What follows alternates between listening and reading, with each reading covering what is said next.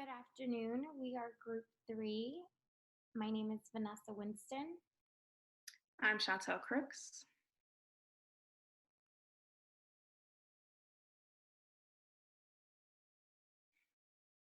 Maria Estrada. Brianna Rose.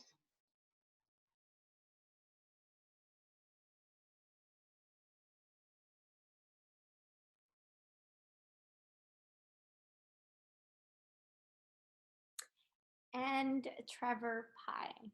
I think he's having technical difficulties. Our presentation today is on autism, the autism spectrum disorder, also known as ASD. Autism or autism spectrum disorder refers to a broad range of conditions characterized by challenges with social skills, repetitive behaviors, speech, and nonverbal communication. According to the CDC, autism affects an estimated 1 in 54 children in the United States.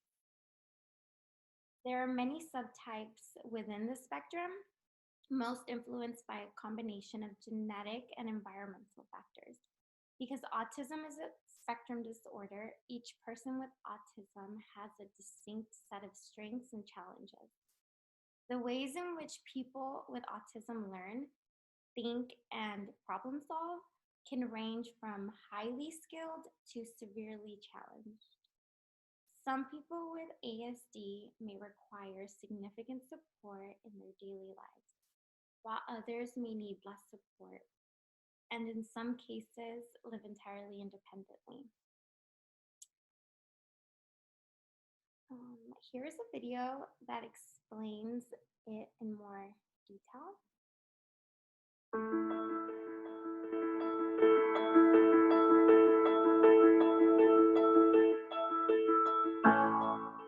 Autism is a lifelong disability which affects how people, like me, communicate and interact with the world. There are about 700,000 adults and children on the autism spectrum in the UK. And like everyone, each autistic person has their own strengths and challenges.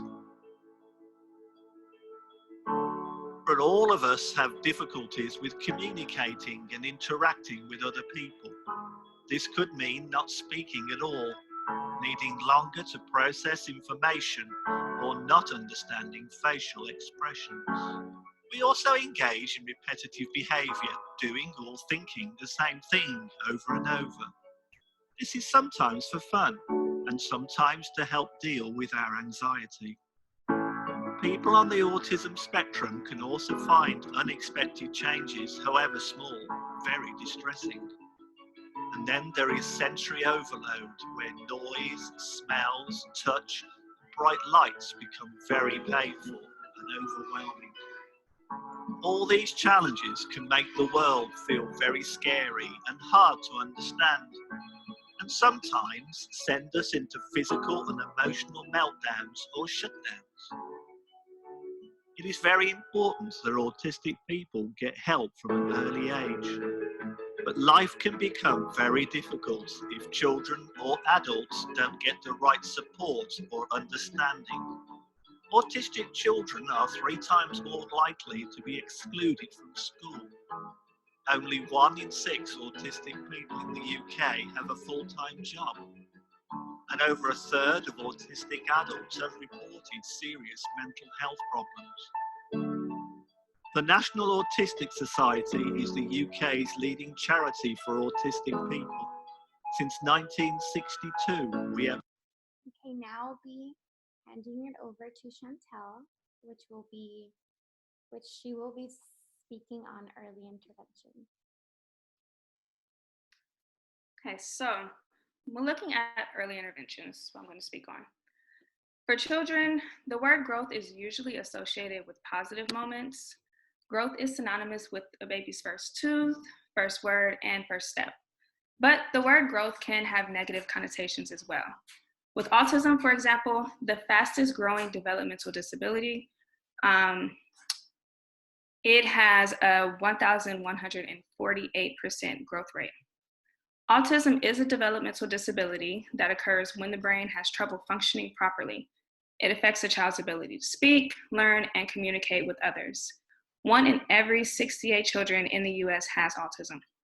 Currently, the American Academy of Pediatrics recommends screening all toddlers for autism at ages 18 and 24 months. Still, a growing number of researchers believe that screening can and should start even earlier for infants known to be at a higher risk for autism. These high-risk infants include the younger siblings of children already diagnosed with autism spectrum disorder, or ASD. ASD is a complex developmental disorder that affects how a person behaves, interacts with others, communicates, and learns. There is no cure for autism, but early intervention can help children who are diagnosed at a young age and visit a doctor regularly for treatment show improvements in learning and communication skills. While some parents may be concerned about the safety of vaccines and whether they're linked to autism, the American Association of Pediatrics continues to recommend that children receive their immunizations to protect them against childhood diseases. So since there is no specific medical test for autism, it's important that parents, caretakers, teachers, and healthcare professionals pay close attention to children's communication, their behavior, and development. Screening for autism can take time, so it's a good idea to start as soon as symptoms are noticed. And when it comes to early intervention, researchers show that early intervention reduces the effect of autism by starting treatment at an early age, between like birth and 3. When the brain is developing, children can make progress by the time they start kindergarten. And with treatment, autistic children benefit from programs that help develop their communication, their social skills, and mental skills. So if you have any concerns about your child's development, you shouldn't wait. Talk to a doctor or a healthcare provider, and we actually have some sources, some services provided here for you. Okay, so now we're going to turn it to Roxana. Hello, I'm going to first talk a little bit about the 3 functional levels of autism. First, the level 1, which is they need a little bit of support navigating a non-autistic world. And then there's also level 2, which they need help handling everyday challenges. And level 3 was where they often need one-on-one support. Can you scroll a little up? All the way. So these levels aren't clear-cut and permanent. Someone's skills may change, require with their stress, environment, family, home, and that could take impact on someone's function. So early signs in toddlers and intensity of autism vary widely. Some infants show hints in the first month, and some don't show until their late age of 2 or 3. And not all children with autism show these symptoms, and some children that do not have autism also show a few. That's why it's very important for professional evaluation. So by the age of 6 months, here are some cues you might find. Few or no big smiles or warm, joyful, engaging expression, limited or no eye contact. By 9 months, little or no back and forth sharing of sounds, smiles, or other facial expressions. By 12 months, little or no babbling, no back and forth gestures such as pointing, showing, reaching, and waving, little or no response to names. In other words, not much interaction. By 16 months, they have very few or no words.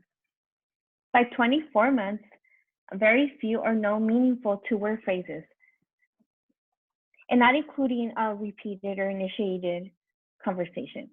At any age, they might experience loss of previously acquired speech, babbling, or social skills, avoidance of eye contact, persistent preference of solitude, difficulty understanding other people's feelings, hard with identifying social cues,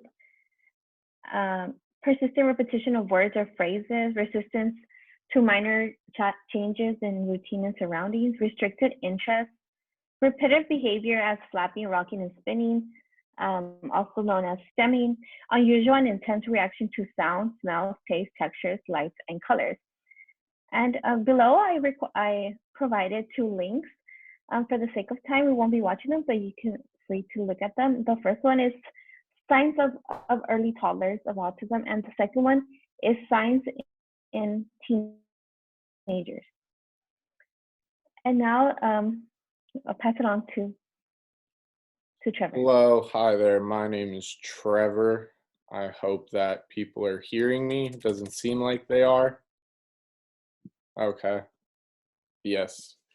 Anyway, I was having some technical difficulty earlier. I think I figured that out. But to transition from understanding how autism develops in children to how autism alters their learning and their learning environments. So, in essence, autism or the autism spectrum disorder can alter learning in 6 different ways. One way being through adaptability. And adaptability essentially means being able to perform day-to-day tasks and routines independently, even when faced with adversities, to complete this task. As we know from day to day, things change, and for people with ASD, it can be difficult to tackle these changes in a day-to-day routine. Number 2 is focus, which I broke down into 2 categories. There's narrow focus, and there's also trouble paying attention. So in the case of narrow focus, there's extreme focus on solely a few items or subjects that fully captures the child's attention. And in trouble paying attention, they're very separated distance from the room, from their immediate surroundings, kind of in their head, very lackadaisical in a sense. For the third way that learning can be altered by autism spectrum disorder is through language development. Now, this can show itself in delays in speech and speech timing, uncommon language usage and production, and challenges with like convivial and social language between peers or other people, because sometimes that's a difficult step to have in language development and in conversation. The fourth would be motor skills. This is basically just someone's ability with their gross and fine motor skills, and this can cause for difficulty learning with children with autism. We're going over now. The fifth one is sensory perception, which is how children with autism take in a great deal of neurological inputs at one time. And because all these neurological inputs are being comprehended by the student all at once, it causes a lot of overstimulation and ultimately leads to a very big eruption or a meltdown. So in that sense, sensory perception does not help a learning environment and help the learning of kids with autism. And the last one is social skills. So this just is essentially how people on the ASD spectrum or who have autism communicate with their peers, and how this can become troublesome because of misinterpretation due to body language or social cues and their facial expressions. So that's the 6 ways that ASD can alter learning. Now, if we're trying to understand how better to support them, we can move over to the next slide, which would be school and classroom supports for students on the autism spectrum, or on the spectrum, excuse me. So bouncing off of my last slide, the best way that teachers and schools can support their children is to understand those 6 ways that autism can alter learning. Because when we acknowledge and understand these ways backwards and forwards and side to side, we as educators and as a school system can provide a better environment for these kids to thrive in and achieve to their greatest potential. So once we understand these 6 ways that autism can affect learning, there's other, once we understand that very solidly, we can move on to other tactics and other methods that we can utilize to help refocus children with autism. So there's 5 methods that I, through my research, came up with that can assist students in the classroom who have autism. This can be known as, so the first and most important one in my opinion was communication and interaction with the parents. Parents typically are the most understanding of their child's situation, so things that trigger them or difficulties that they always find that the child has and things of that nature. So the parent is usually very involved and very knowledgeable regarding the child's immediate needs. Now, another method is the usage of visual aids in the classroom, excuse me. So this could be through lectures to kind of enhance the lectures and make them visually appealing. But this can also be used in transitions, because a lot of time during that transitions, that's when a lot of those what was the word? It was those neurological inputs, excuse me, those neurological inputs are during transitions are a lot for kids with autism. So using visual aids for something for them to focus on is really, really beneficial to make those transitions really clear and clean cut. Another method that would create a safe learning environment for children with autism is to provide a safe space that these children, when they get to these really enhanced states or really withdrawn states, to retreat to feel safe. So somewhere that's not necessarily in the class, like in the eye of the classroom, somewhere that seems a little bit more withdrawn, so they can really just take a second to recenter themselves and really feel that this is just it's not the whole day is being ruined. It's just they had a little bit of a hiccup in the day and they're going to recenter themselves and come back and be better. So another method was when a child is affected by a trigger or a stressor, something that they find difficult, it's not on the teacher or the staff or the hierarchy in the school system to use these moments as like punishable moments, like you're doing something wrong. No, there's nothing that these children can do to control their urges or how they're doing. This is just how it is. This is their brain chemistry playing out. So rather than using these moments that they become very elevated or melt down or have those over explosions, use these moments as instances of teaching for like a teacher, for a principal, for the school system, but also so your relationship with the child can be like further improved. So you understand like, oh yeah, this caused difficulty, so let's not go down this road again. Let's go down a different road and try new steps. And then the last but not least method that helps support kids with autism is to decrease the amount of stimuli in the classroom.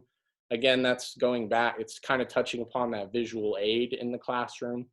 When you like get rid of, and it may be something as simple as your computer screen has an interesting screensaver that goes up and down and stuff, and someone with autism could latch onto that and get very immediately entertained and not really participate in the rest of the class because they're so fixated on that one stimuli. So if you limit the stimuli in the classroom, this should ultimately help with it. And now, or help with their learning ability and ultimately offer them support. And now I'm going to hand it off to Vanessa. No, I'm not handing it off to Vanessa. Very close. It is Maria Estrada. Thank you, Trevor. So thank you for the information. It's perfect for my next section.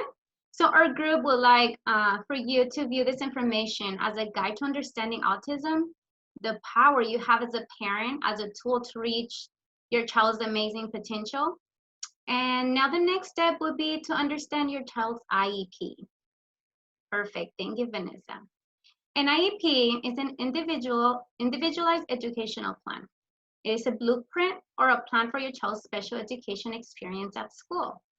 What it does: provides individualized special education and related services to meet a child's unique needs. Who participates in the IEP? A child's parent or caregiver like yourself, child's general education teacher, special education teacher, school psychologists, or other specialists who can interpret evaluation results, district representative with authority over special education services. So with this being said, I know it's a lot of information for parents, but this is a good tool for you guys, and we have put together some cues for you guys to understand your child's IEP. So how to understand my child's IEP? The IEP sets learning goals and describes the services the school will provide, and it is a written document. Important things the IEP must include: the child's present levels of academic and functional performance, and these are how the child is currently doing in school, his strengths, needs, impacts of disability, and how it affects their participation, involvement, and progress. So let's go over the annual education goals. These describe what the student is expected to do in 1 year or how the school will track the progress. The services that the child may get. This may include special education, related services, extended school year services, timing of services, when they start, how they may occur, and how long they will last. Accommodations. These are changes to the child's learning environment, how and what will be provided for the child to access the curriculum. Modifications. These are changes to what the child is expected to learn or know. This modification can be material that is broken down and altered for the child to access the curriculum. The participation, how the child will participate. This process indicates how the child will be integrated into the classroom routines, work, group assignments, and services. And lastly, how the child will be included in general education classes and school activities. So this will benefit your child in receiving the least restrictive environment according to his strengths and needs. So don't forget, the IEP is a very important tool that you can have and obtain to reach your child's amazing potential. And now we're going to Brianna. Thank you, Maria. Now we're going to talk about some misconceptions and causes of autism. So some misconceptions of people with autism are that they are not capable of forming meaningful relationships. They probably struggle with some social skills, which makes it difficult to interact with their peers, but they still have that desire for relationships the same way you do. Also, that they can't feel or express emotions. They have emotions, they just express them differently and have harder time picking up some nonverbal cues. People with autism are intellectually disabled. Oftentimes, autism brings with it just as many exceptional abilities as challenges. Many people with autism have normal to high IQs, and some excel in various academic areas. Another misconception is that autism is caused by bad parenting. This came from the 1950s when there was a theory called the refrigerator mother hypothesis. This suggested that autism was caused by mothers who lacked emotional warmth. But don't worry, because that has been long disproven. Finally, vaccinations cause autism.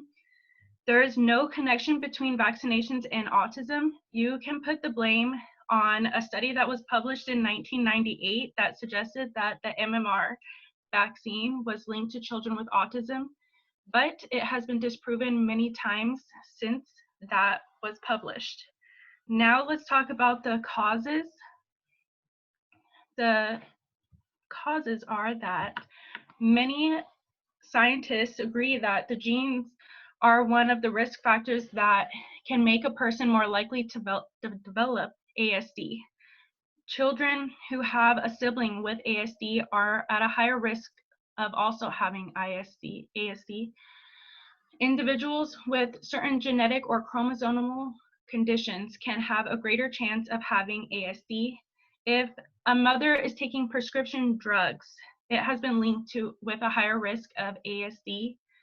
And there is some evidence that the critical period of developing ASD occurs before, during, and immediately after birth. Children born with older parents are at a greater risk of having ASD. Thank you for listening to all of us, and have a great day.